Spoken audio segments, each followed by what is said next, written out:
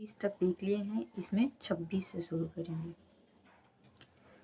Question number 26 में कह रहा है कि 44वें संविधान संशोधन द्वारा हटाया गया मौलिक अधिकार कौन सा है? ऑप्शन है धार्मिक स्वतंत्रता का अधिकार, काम का अधिकार, संवैधानिक उपचार का अधिकार, संपत्ति का अधिकार। सही आंसर है संपत्ति का अधिकार। कह रहा है कि 44वें संविधान संशोधन अधिनियम 1978 द्वारा संपत्ति के अधिकार को मौलिक अधिकार की श्रेणी से हटा दिया गया है।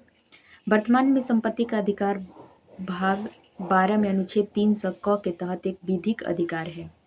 44वें संविधान संशोधन अधिनियम द्वारा संविधान में निम्न संशोधन किए गए। पहला है, इसमें राष्ट्रपति को यह शक्ति दिया गया कि वह मंत्रिमंडल यानी कैबिनेट की सलाह को एक बार पुनर्विचार के लिए भेज सकता है। हालांकि पुनर्विचार के बाद कैबिनेट द्वारा दी गई सलाह राष्ट्रपति के लिए बाध्यकारी होगी। अध्यादेश सेकंड नंबर में कह रहा है कि अध्यादेश जारी करने में राष्ट्रपति, राज्यपाल एवं प्रशासक की संतुष्टि के उपबंध को समाप्त किया गया।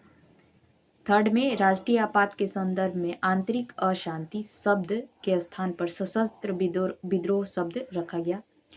चौथा में राष्ट्रपति के लिए यह व्यवस्था बनाई गई कि वह केवल कैबिनेट की लिखित सिफारिश पर ही आपातकाल घोषित कर सकता है। पांचवा में मूल अधिकारों की सूची में संपत्ति का अधिकार समाप्त किया गया और इसे केवल विधिक अधिकार बनाया गया। छठा में अनुच्छेद 20 और 21 द्वारा प्रदत्त मूल अधिकारों को राष्ट्रीय आपातकाल में भी निलंबित नहीं किया जा सकता इत्यादि। क्वेश्चन नंबर 27 में कह रहा है कि बर्फ क्या है? बर्फ क्या है? सहसंयोजी बंध है, हाइड्रोजन बंध है, उप सहसंयोजी बंध है या आणविक ठोस है? ऑप्शन होगा डी, बर्फ आणविक ठोस है। दाब बढ़ने से बर्फ का गलनांक घटता है तथा आयतन बढ़ता है। दाब बढ़ने से बर्फ में अशुद्धि मिलाने पर गलनांक कम हो जाता है। बर्फ के गलन की गुप्त ऊष्मा का मान 80 कैलोरी प्रति ग्राम है। जब बर्फ समुद्र के पानी में तैरती है तो उसके आयतन का 1/10 भाग पानी के ऊपर रहता है। जब किसी पानी भरे पात्र में बर्फ तैर रही होती है तब बर्फ के पिघल जाने पर पात्र में पानी का तल अपरिवर्तित रहता है। जल का आयतन 0 डिग्री सेल्सियस से 4 डिग्री सेल्सियस तक गर्म करने पर घटता है तथा 4 डिग्री सेल्सियस के बाद आयतन बढ़ता है। जल का घनत्व 4 डिग्री सेल्सियस पर सबसे अधिक होता है। क्वेश्चन नंबर 28 में कह रहा है कि सर्वोच्चता के सिद्धांत के प्रतिपादक कौन थे? ऑप्शन है Lord Hastings, Warren Hastings, Lord Curzon, Lord Cornwallis. सही आंसर हो जाएगा लॉर्ड हेस्टिंग्स। कह रहा है कि सर्वोच्चता के सिद्धांत के प्रतिपादक लॉर्ड हेस्टिंग्स थे। सर्वोच्चता के सिद्धांत से तात्पर्य ईस्ट इंडिया कंपनी की सर्वोच्चता से है। इसमें कहा गया कि कंपनी की शक्ति भारतीय राज्यों की तुलना में अधिक है। लॉर्ड हेस्टिंग्स का कार्यकाल था 1813 से 23। लॉर्ड हेस्टिंग्स के कार्यकाल की प्रमुख घटनाएं, पहला है आंग्ल नेपाल युद्ध 1814 से 16 तथा सुगौली की संधि 1816 के तहत ये समाप्त हुआ। सुगौली की संधि के बाद हेस्टिंग्स को मार्क्वेस ऑफ हेस्टिंग्स की उपाधि दी गई। तृतीय आंग्ल मराठा युद्ध 1817 से 19 तथा मराठा परिसंघ कंपनी के साम्राज्य में विलय। रैयतवाड़ी बंदोबस्त 1820 लागू, मद्रास के गवर्नर टॉमस मुनरो द्वारा। महालवाड़ी व्यवस्था 1822 में हॉल्ट मैकेंजी द्वारा पंजाब में शुरुआत। 1822 का टेनेंसी एक्ट या काश्तकारी अधिनियम लागू बंगाल में। क्वेश्चन नंबर 29 में कह रहा है कि संविधान सभा के प्रथम अध्यक्ष कौन थे? ऑप्शन है राजेंद्र प्रसाद, डॉक्टर सच्चिदानंद सिन्हा, एस.सी. मुखर्जी, डॉक्टर सत्येंद्र प्रसाद सिन्हा। सही आंसर हो जाएगा बी, डॉक्टर सच्चिदानंद सिन्हा। संविधान सभा के प्रथम अध्यक्ष डॉक्टर सच्चिदानंद सिन्हा थे। कैबिनेट मिशन की संस्तुतियों के आधार पर भारतीय संविधान की निर्माण करने वाली संविधान सभा के गठन हेतु चुनाव जुलाई 1946 ईस्वी में हुआ। 9 दिसंबर 1946 को संविधान सभा की प्रथम बैठक नई दिल्ली में हुई। इस बैठक में सबसे बुजुर्ग सदस्य डॉक्टर सच्चिदानंद सिन्हा को सभा का अस्थायी अध्यक्ष चुना गया। आगे कह रहा है कि 11 दिसंबर 1946 ईस्वी को डॉक्टर राजेंद्र प्रसाद संविधान सभा के अस्थायी अध्यक्ष निर्वाचित हुए। संविधान निर्माण की प्रक्रिया में कुल 2 वर्ष 11 महीना 18 दिन का समय लगा था।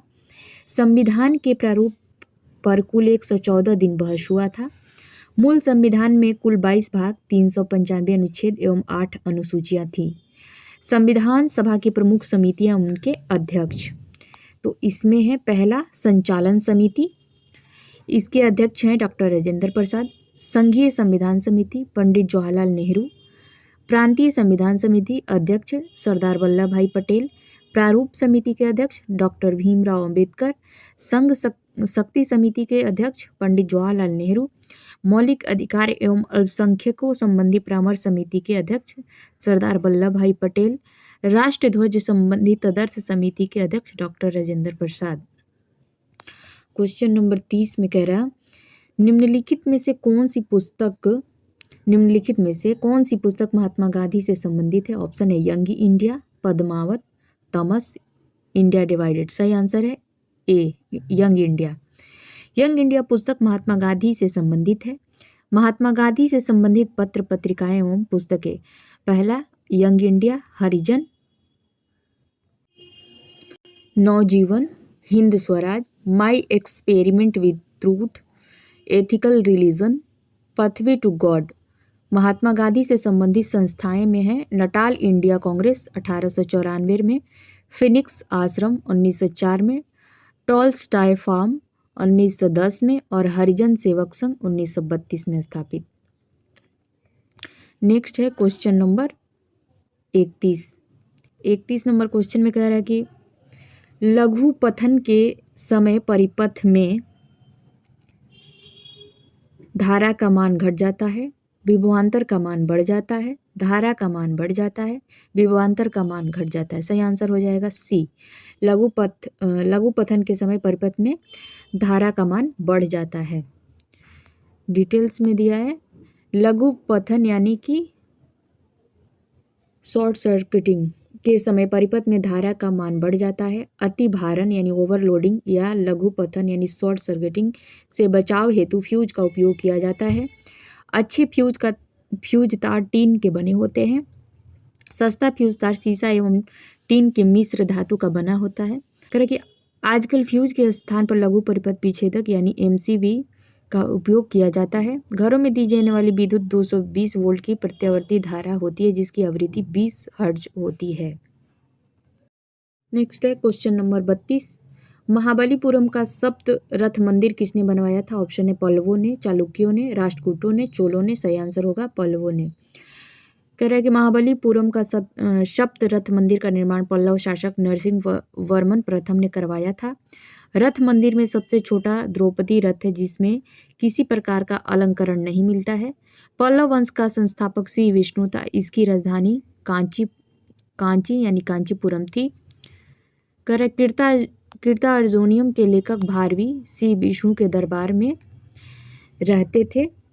कीर्ता अर्जुनियम के लेखक भारवी श्री विष्णु के दरबार में रहते थे। मत विलास प्रहसन की रचना पल्लव शासक महेंद्र वर्मन प्रथम ने की थी। नरसिंह वर्मन द्वितीय ने कांची के कैलाश मंदिर तथा महाबलीपुरम के शोर मंदिर का निर्माण करवाया था। 10 कुमार चरित के लेखक दंडी नरसिंह वर्मन द्वितीय के दरबार में रहते थे। नोट में कह रहा है कि कांची के कैलाशनाथ मंदिर के निर्माण से द्रविड़ स्थापत्य कला की शुरुआत मानी जाती है। कांची के कैलाशनाथ मंदिर के निर्माण से। क्वेश्चन नंबर 33 में कह रहा है किस ऐप को आरपीएफ द्वारा प्रतिबंधित किया गया है? ऑप्शन है PUBG, real mango, real pineapple, real Apple. सही आंसर हो जाएगा real mango. Real mango app को आरपीएफ द्वारा प्रतिबंधित किया गया है। रियल मैंगो एक अवैध सॉफ्टवेयर है जिसका उपयोग रेलवे में आरक्षण की पुष्टि के लिए किया जाता था। इससे पहले रियल मैंगो के नाम से संचालित किया जा रहा था। अच्छा, रियल मैंगो के नाम से पहले था, बाद में इसको रियल मैंगो किया गया।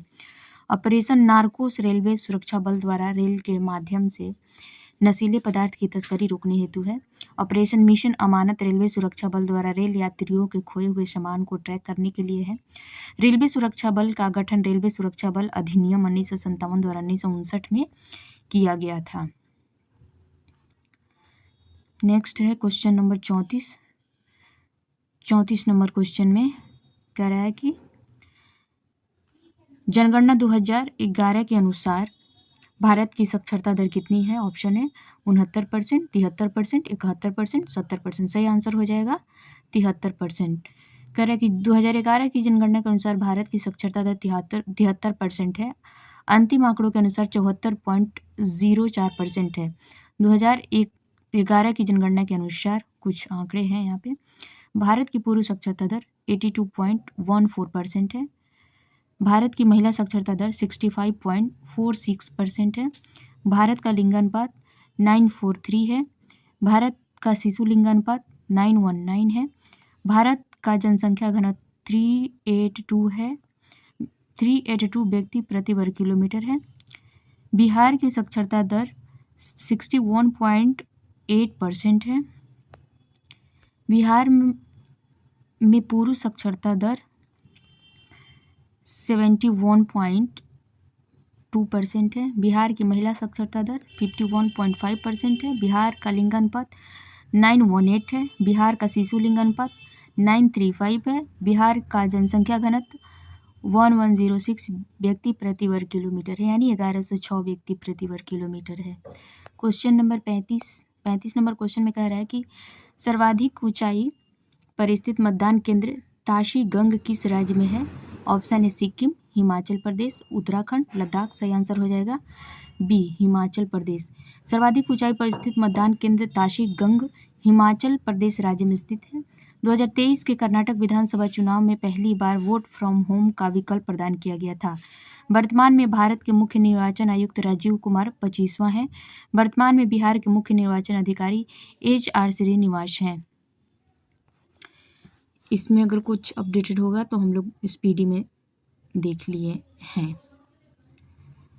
नेक्स्ट है रानी दुर्गावती कहाँ की शासिका थी? रानी दुर्गावती कहाँ की शासिका थी? ऑप्शन है बेलारी, कश्मीर, बीजापुर, गोंडवाना। सही आंसर है इसका गोंडवाना। कह रहा है कि रानी दुर्गावती गोंडवाना की शासिका थी। रानी दुर्गावती का जन्म 5 अक्टूबर 1524 ईस्वी को प्रसिद्ध राजपूत चंदेल सम्राट कीरत राय के परिवार में हुआ था। रानी दुर्गावती को बचपन से ही तीरंदाजी, तलवारबाजी का बहुत शौक था। रानी दुर्गावती का विवाह 1542 में गढ़कटंगा यानी गोंडवाना के शासक दलपत शाह से हुआ। सन 1550 ईस्वी में राजा दलपत शाह की मृत्यु हो गई। रानी दुर्गावती पति की मृत्यु के बाद अपने पुत्र वीर नारायण को राजगद्दी पर बैठाकर खुद राज्य की शासिका बन गई। अकबर के काल में गोंडवाना पर विजय अभियान आशफ खां के नेतृत्व में शुरू हुआ था, क्योंकि अकबर उस समय उज्बेकों के विद्रोह का सामना कर रहा था। 1564 में रानी दुर्गावती को युद्ध में पराजित कर दिया गया। बाद में इस राज्य को अकबर इसी राजवंश संबंधित चंद्र शाह को सौंप दिया। क्वेश्चन नंबर 37 में कह रहा है निम्नलिखित में से कौन सा रोग बैक्टीरिया जनित है? ऑप्शन है हेपेटाइटिस, चेचक, टाइफाइड, खासरा। सही आंसर है टाइफाइड। कह रहा टाइफाइड रोग बैक्टीरिया जनित है। बैक्टीरिया यानी कि जीवाणु जनित रोग निम्न है। कोढ़ है, हैजा है, डिप्थीरिया है, निमोनिया है, टीटेनस है, गोनोरिया है, प्लेग है, क्षय रोग और सिफिलिस आदि विषाणु बैक्टीरिया यानी जीवाणु से होता है। अब नेक्स्ट है विषाणु जनित रोग। विषाणु जनित रोग में है पहला हेपेटाइटिस, चेचक, खासरा, रेबीज, हर्पिस, डेंगू ज्वर, इन्फ्लुएंजा, एड्स, पोलियो इत्यादि विषाणु जनित रोग हैं। कवक जनित रोगों में है एथलिक फुट, दाद, मधुरा फुट, खाज आदि। कोविड-19 एक श्वसन आधारित रोग है जो कोरोना वायरस यानी विषाणु द्वारा होता है। नेक्स्ट है विटामिन की कमी के कारण होने वाले रोग। विटामिन की कमी के कारण होने वाले रोगों में है विटामिन ए की कमी से रतौंधी और जीरोफ्थैलेमिया, विटामिन बी की कमी से बेरी, विटामिन B3 की कमी से पेलाग्रा और विटामिन B11 की कमी से पेचिस होता है, विटामिन डी की कमी से रिकेट्स होता है और विटामिन के की कमी से हीमोफीलिया होता है। क्वेश्चन नंबर 38 में कह रहा है पाटलिपुत्र के संस्थापक कौन थे? ऑप्शन है अशोक, उदयन, बिंदुसार, बिंबिसार। सही आंसर हो जाएगा उदयन। पाटलिपुत्र के शासक उदयन थे। उदयन हर्यक वंश का शासक था। हर्यक वंश का संस्थापक बिंबिसार था।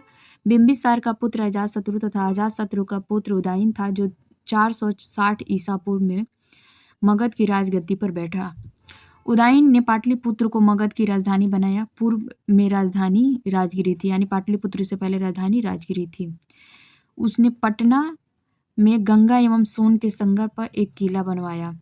उदयन ने पटना में गंगा एवं सोन के संगम पर एक किला भी बनवाया था। क्वेश्चन नंबर 39 में कह रहा है ग्लूकोज सूत्र क्या है?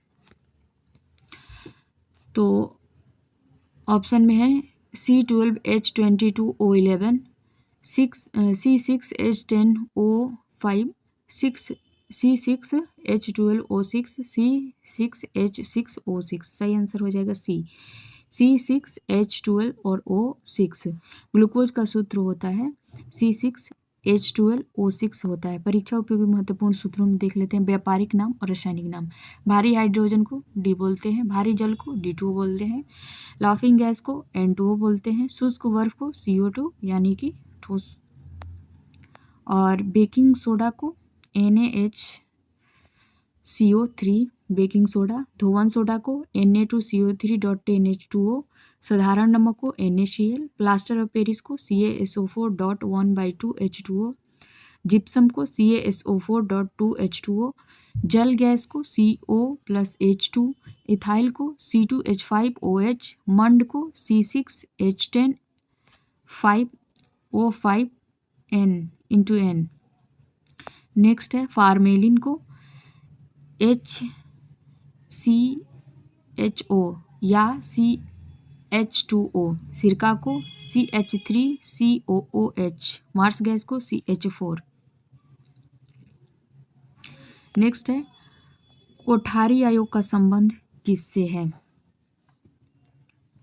कोठारी आयोग का संबंध किससे है? व्यापार से, प्रशासन से, केंद्र राज्य संबंध से, शिक्षा से। सही आंसर हो जाएगा शिक्षा से। कोठारी आयोग का संबंध शिक्षा से है। सन 1964 में भारत सरकार ने डॉक्टर दौलत सिंह कोठारी की अध्यक्षता में स्कूली शिक्षा प्रणाली को नया आकार व नई दिशा देने के उद्देश्य से कोठारी आयोग का गठन किया। डॉक्टर कोठारी इस समय विश्वविद्यालय अनुदान आयोग UGC के अध्यक्ष थे। क्वेश्चन नंबर 41 में कह रहा है डोडा बेटा किस पर्वत की सबसे ऊंची चोटी है? ऑप्शन है अन्नामलाई, कार्डमम, महेंद्रगिरी, नीलगिरी। सही आंसर होगा D नीलगिरी। डोडा बेटा नीलगिरी पर्वत की सबसे ऊंची चोटी है। पूर्वी घाट एवं पश्चिमी घाट के पर्वत नीलगिरी पर्वत ग्रंथि में मिलते हैं, जिसका सर्वोच्च शिखर डोडा बेटा, जिसकी ऊंचाई है 2637 मीटर है। डोडा बेटा दक्षिण भारत का दूसरा सर्वोच्च शिखर है। नीलगिरी के दक्षिण में अन्नामलाई की पहाड़ियां हैं। अन्नामलाई की सर्वाधिक ऊंची चोटी अनाईमुडी है, जिसकी ऊंचाई है 2695 मीटर। यह पश्चिम घाट सहित संपूर्ण दक्षिण भारत का सर्वोच्च शिखर है। आगे कह रहा है कि पूर्वी घाट की सबसे ऊंची चोटी जिंदागढ़ चोटी, पूर्वी घाट की सबसे ऊंची चोटी है जिंदागढ़ चोटी 1690 मीटर। और सतपुड़ा पर्वतमाला की सबसे ऊंची चोटी है धूपगढ़, 1350 मीटर ऊंचाई है। उत्तरी सह्याद्री का सर्वोच्च शिखर है कलसूबाई। अरावली पर्वतमाला की सर्वोच्च शिखर है गुरु शिखर, 1722 मीटर ऊंचा, जो माउंट आबू के पहाड़ियों में स्थित है। क्वेश्चन नंबर 42 नंबर क्वेश्चन में कह रहा है कि 8वीं अनुसूची में कितने भाषाओं को शामिल किया गया है? तो 14 है, 22 है, 18 है, 20 है। सही आंसर 22 है। 8वीं अनुसूची में 22 भाषाओं को शामिल किया गया है। ये भाषाएं हैं असमिया, बांग्ला, बोडो, डोंगरी, गुजराती, हिंदी, कन्नड़, कश्मीरी, कोंकणी, मैथिली, मलयालम, मणिपुरी, मराठी, नेपाली, ओडिशा, पंजाबी, संस्कृत, संथाली, सिंधी, तमिल, तेलुगु तथा उर्दू है। मूल संविधान में 8वीं अनुसूची में 14 भाषाएं शामिल थी। सिंधी भाषा को 1967 के 21वें संविधान संशोधन अधिनियम द्वारा जोड़ा गया था। कोंकणी, मणिपुरी और नेपाली को 1992 में 71वें संशोधन द्वारा अधिनियम द्वारा जोड़ा गया था। बोडो, डोगरी, मैथिली और संथाली को 2003 के 92वें संविधान संशोधन अधिनियम द्वारा जोड़ा गया था। उड़िया का नाम बदलकर 2011 में ओडिया कर दिया गया। क्वेश्चन नंबर 43 नंबर क्वेश्चन में कह रहा है कि चंद्रयान 3 के चंद्रयान 3 के लैंडर का नाम क्या है? ऑप्शन है प्रज्ञान, विक्रम, लूनर, डी बूस्टिंग। सही आंसर है विक्रम। चंद्रयान 3 के लैंडर का नाम विक्रम है। चंद्रयान 3 को 14 जुलाई 2023 को श्रीहरिकोटा स्थित सतीश धवन अंतरिक्ष केंद्र से LVM-3 M4 रॉकेट द्वारा प्रक्षेपित किया गया था। चंद्रयान 3 ने 23 अगस्त 2023 को चंद्रमा के दक्षिणी ध्रुव पर सॉफ्ट लैंडिंग की। 23 अगस्त को भारत सरकार ने राष्ट्रीय अंतरिक्ष दिवस के रूप में मनाने की घोषणा की है। इसके साथ ही भारत चांद पर सॉफ्ट लैंडिंग करने वाला चौथा देश रूस, अमेरिका एवं चीन के बाद बना तथा चंद्रमा के दक्षिणी ध्रुव पर लैंडिंग करने वाला विश्व का प्रथम देश होने का गौरव प्राप्त किया। चंद्रयान 3 में एक स्वदेशी लैंडर मॉड्यूल, प्रोपल्सन मॉड्यूल और एक रोवर शामिल है। लैंडर का नाम विक्रम है और रोवर का नाम प्रज्ञान है। क्वेश्चन नंबर 44 नंबर क्वेश्चन में कह रहा है किस राज्य की राजधानी अमरावती प्रस्तावित है? ऑप्शन है आंध्र प्रदेश, तेलंगाना, कर्नाटक, केरल। सही आंसर हो जाएगा आंध्र प्रदेश।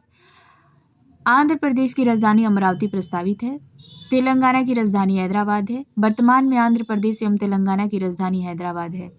2 जून 2014 को आंध्र प्रदेश का विभाजन कर तेलंगाना राज्य का गठन किया गया। हैदराबाद चूंकि तेलंगाना में स्थित है, इसलिए भविष्य में हैदराबाद केवल तेलंगाना की राजधानी रहेगा। इसलिए आंध्र प्रदेश की राजधानी के रूप में अमरावती को प्रस्तावित किया गया है। आगे कह रहा है कि 31 अक्टूबर 2019 को जम्मू कश्मीर राज्य का विभाजन कर 2 केंद्र शासित प्रदेश बनाए गए, जम्मू कश्मीर और लद्दाख। जम्मू कश्मीर की राजधानी श्रीनगर है, शीतकालीन राजधानी जम्मू और लद्दाख की राजधानी लेह है। क्वेश्चन नंबर 45 नंबर क्वेश्चन में कह रहा है कि एकल आवृत्ति वाले ध्वनि को क्या कहते हैं? ऑप्शन है टोन, पिच, स्वर, नोट। सही आंसर हो जाएगा टोन। एकल आवृत्ति वाले ध्वनि को टोन कहते हैं। ध्वनि की गुणवत्ता वह अभिलक्षण है जो हमें समान तारत्व तथा प्रबलता की 2 ध्वनियों में अंतर करने में सहायता करता है। एकल आवृत्ति की ध्वनि को टोन कहते हैं। अनेक आवृत्तियों के मिश्रण से उत्पन्न ध्वनि को स्वर कहते हैं और यह सुनने में सुखद होती है। क्वेश्चन नंबर 46 नंबर क्वेश्चन में कह रहा है कि निम्नलिखित में से कौन मानव हार्मोन नहीं है? ऑप्शन है इंसुलिन, एस्ट्रोजन, कैल्सिटोनिन, साइटोकाइनिन। सही आंसर हो जाएगा साइटोकाइनिन। साइटोकाइनिन मानव हार्मोन नहीं है। साइटोकाइनिन पादप हार्मोन है। इसकी खोज मिलर, स्कूग और स्ट्रॉन्ग ने 1955 ईस्वी में की थी। यह बौने पौधे को लंबा करने में मदद करता है। पौधों में निम्नलिखित हार्मोन्स पाए जाते हैं, देखते हैं। ऑक्सिन्स, यह पौधों की वृद्धि को नियंत्रित करने वाला हार्मोन है।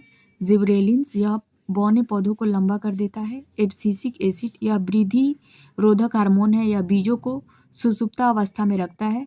एथिलीन, यह एकमात्र हार्मोन है जो गैसीय रूप में पाया जाता है। यह फलों को पकाने में व मादा पुष्पों की संख्या में वृद्धि करता है। एथिलीन। फ्लोरिजेंस, इसे फूल खिलाने वाला हार्मोन भी कहते हैं। अन्य सभी मानव हार्मोन हैं। इंसुलिन नामक हार्मोन अग्नाशय के लैंगरहैंस की द्वीपिका के बीटा कोशिका से स्रावित होता है। एस्ट्रोजन हार्मोन अंडवाहिनी के परिवर्धन को पूर्ण करता है। कैल्सिटोनिन हार्मोन परा-अटू ग्रंथि से स्रावित होता है जब रुधिर में कैल्शियम की मात्रा अधिक होती है। क्वेश्चन नंबर 47 नंबर क्वेश्चन में कह रहा है कि सिंधु घाटी सभ्यता के निम्नलिखित स्थलों में से किसमें स्नानागार पाया गया था? ऑप्शन है कालीबंगा, धौलावीरा, लोथल, मोहनजोदड़ो। सही आंसर हो जाएगा डी, मोहनजोदड़ो में। सिंधु घाटी सभ्यता के स्थलों में मोहनजोदड़ो से बृहद स्नानागार पाया गया था। कांस्य की नर्तकी की मूर्ति, सूती कपड़ा, मिट्टी का तराजू, मारुति देवी की मूर्ति, गले हुए तांबे के ढेर आदि भी मोहनजोदड़ो से पाया गया है। जूते हुए खेत के साक्ष्य, आयताकार 7 अग्निवेदिकाएं, कांच व मिट्टी की चूड़ियां, प्रतीकात्मक समाधियां आदि कालीबंगा से पाया गया है। शंख का बना बैल, स्त्री के गर्भ से निकला हुआ पौधा, स्वास्तिक एवं चक्र के साक्ष्य, कब्रिस्तान 837, समाधान पेटिका आदि हड़प्पा से पाए गए हैं।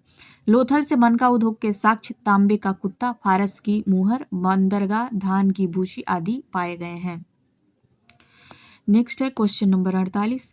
48 नंबर क्वेश्चन में कह रहा है कनिष्क को हराने वाला चीनी जनरल कौन था? ऑप्शन है छांग फिंग, खान चाओ, पान चाओ, वांग यांग। सही आंसर हो जाएगा सी, पान चाओ। कह रहा है कनिष्क को हराने वाला चीनी जनरल पान चाओ था।